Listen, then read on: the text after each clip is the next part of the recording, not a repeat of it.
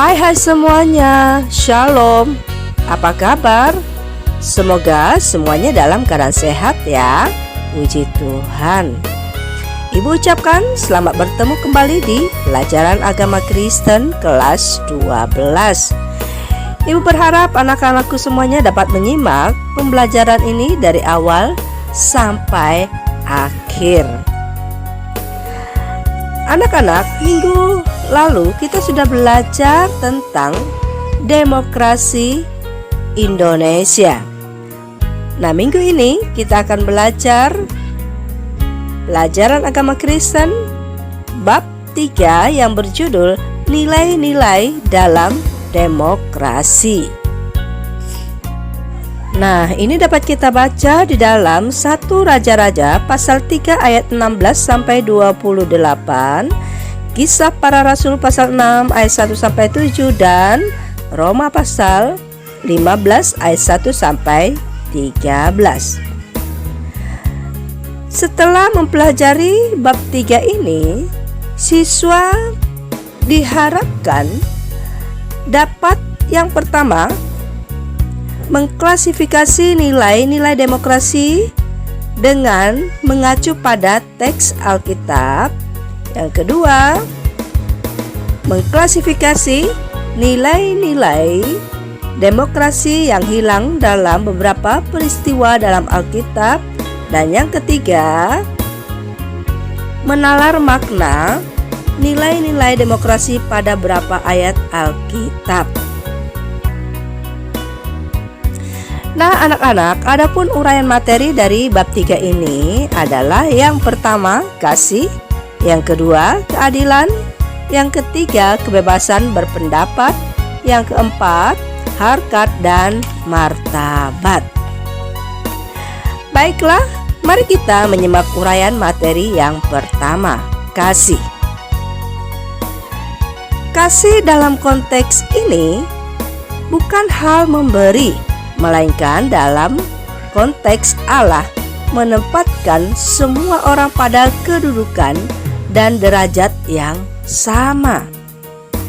Kasih Allah diberikan sama kepada semua orang tanpa pandang bulu. Semua manusia berharga sebab diciptakan segambar dan serupa dengan Allah. Ini yang menjadi alasan dan jaminan bahwa Allah mengasihi manusia. Nah, dalam demokrasi, kasih Allah menempatkan manusia pada yang pertama, kedudukan dan derajat yang sama. 2. Harkat dan martabat sebagai gambar dan rupa Allah. Yang ketiga, tanggung jawab yang sama. Dan yang keempat, kebebasan untuk menentukan pilihan pribadi. Nah, anak-anak, setiap orang berkewajiban menerima orang lain dengan kasih, memperlakukan dengan hati yang mengasihi, menghargai pendapat dan pilihan orang lain, serta memberi kesempatan untuk menjalani pilihannya. Nah, sikap demokrasi bukan hanya untuk mufakat, tetapi menerima untuk tidak mufakat tanpa perlu terjadi perpecahan. Jadi kasih tidak dibatasi oleh pendapat orang lain, tidak juga dibangun di atas persamaan. Uraian materi yang kedua, keadilan. Anak-anak, demokrasi menempatkan semua rakyat pada perlakuan yang adil dan memperlakukan sesamanya juga adil karena tidak ada diskriminasi. Semua orang bebas menentukan pilihannya, mengutamakan keadilan yang merata dengan melaksanakan hukum dan peraturan serta menjunjung tinggi kebenaran. Raja Salomo diperhadapkan dengan persoalan perebutan anak oleh dua wanita yang mengaku sebagai ibu kandungnya. Ini dapat kita baca di dalam 1 Raja-Raja pasal 3 ayat 16 sampai 28. Raja Salomo bertindak adil dan bijaksana, memberikan hak kepada ibu kandung dari bayi yang diperebutkan.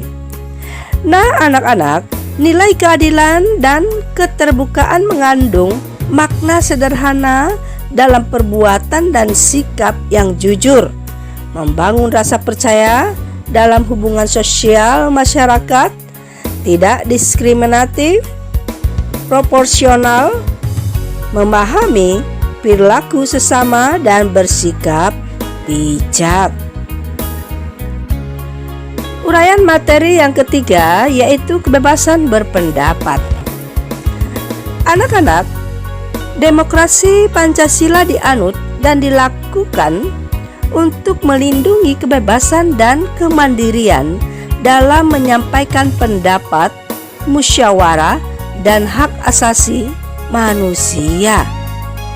Nilai-nilai kebebasan berpendapat dalam musyawarah mufakat mengandung makna bahwa dalam setiap kesempatan yang berhubungan dengan pengambilan keputusan diperlukan kesadaran dan kearifan. Kebebasan berpendapat bukanlah kebebasan mutlak, sebab kebebasan setiap orang dibatasi oleh kebebasan orang lain. Nah, kebebasan yang bertanggung jawab dilaksanakan dengan rasa tanggung jawab yang tinggi. Dalam kehidupan bermasyarakat, ada batasan-batasan yang harus dihormati bersama, yaitu hak-hak orang lain, di mana setiap orang harus memenuhinya sebagai kewajiban diri sendiri.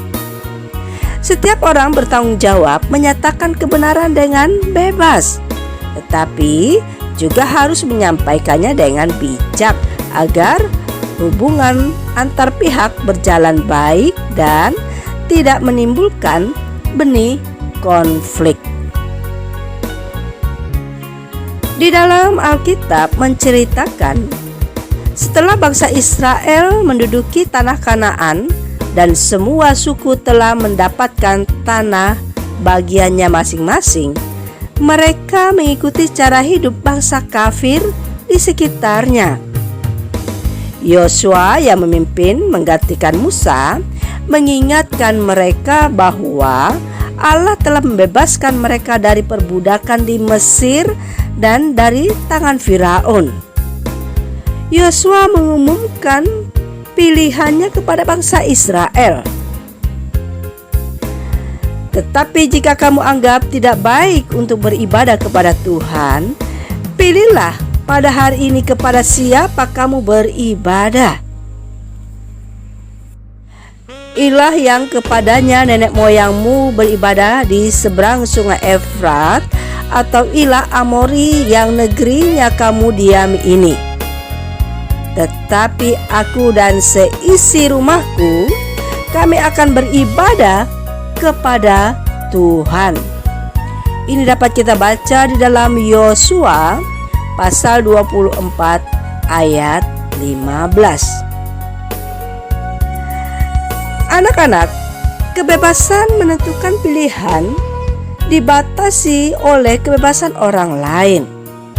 Setiap orang perlu melatih diri untuk terampil menghadapi ketidaksepakatan dengan benar, agar tetap hidup dalam keselarasan. Anak-anak, Alkitab membebaskan setiap manusia untuk tidak sepakat. Nah, hal yang lebih penting bukan terletak pada kesamaan pendapat atau keputusan apa yang hendak ditentukan, melainkan sikap setiap orang terhadap sesama. Uraian materi yang keempat, harkat dan martabat. Anak-anak, Allah adalah adil, menciptakan manusia dengan kedudukan yang sama, memiliki harkat dan martabat mulia dan derajat yang tinggi dari semua makhluk ciptaannya di alam semesta. Menghormati pilihan orang lain, menghargai pendapat orang lain adalah kewajiban semua orang. Hal ini mengandung makna bahwa manusia ciptaan menghormati Allah Sang Pencipta. Nah, itu sebabnya demokrasi menjadi salah satu wujud kasih Allah kepada setiap orang. Dengan demokrasi pula, manusia dapat mengekspresikan kasihnya kepada manusia. Di dalam Roma 15 ayat 1 dan 2 mengatakan, kita yang kuat wajib menanggung kelemahan orang yang tidak kuat, dan jangan kita mencari kesenangan kita sendiri. Setiap orang di antara kita harus mencari kesenangan sesama kita demi kebaikannya untuk membangunnya. Di dalam Roma pasal 15 ayat 7 mengatakan, sebab itu terimalah satu akan yang lain, sama seperti Kristus juga telah menerima kita untuk kemuliaan Allah. Nah, anak-anak, melaksanakan demokrasi dengan benar akan memenuhi sila pertama dalam Pancasila, mengejawantakan sila keempat, dan yang terutama mentaati kehendak Allah dalam menghormati Pencipta melalui sikap kepada sesama manusia. Nah, anak-anak, hari ini kita sudah belajar tentang nilai-nilai dalam demokrasi. Melalui pelajaran hari ini kita mengerti bahwa setiap orang berkewajiban menerima orang lain dengan kasih, memperlakukan dengan hati yang mengasihi, dan menghargai pendapat dan pilihan orang lain. Dalam hal keadilan, nilai keadilan dan keterbukaan mengandung makna sederhana dalam perbuatan dan sikap yang jujur, membangun rasa percaya dalam hubungan sosial masyarakat, tidak diskriminatif, proporsional, memahami perilaku sesama, dan bersikap bijak. Selain daripada itu,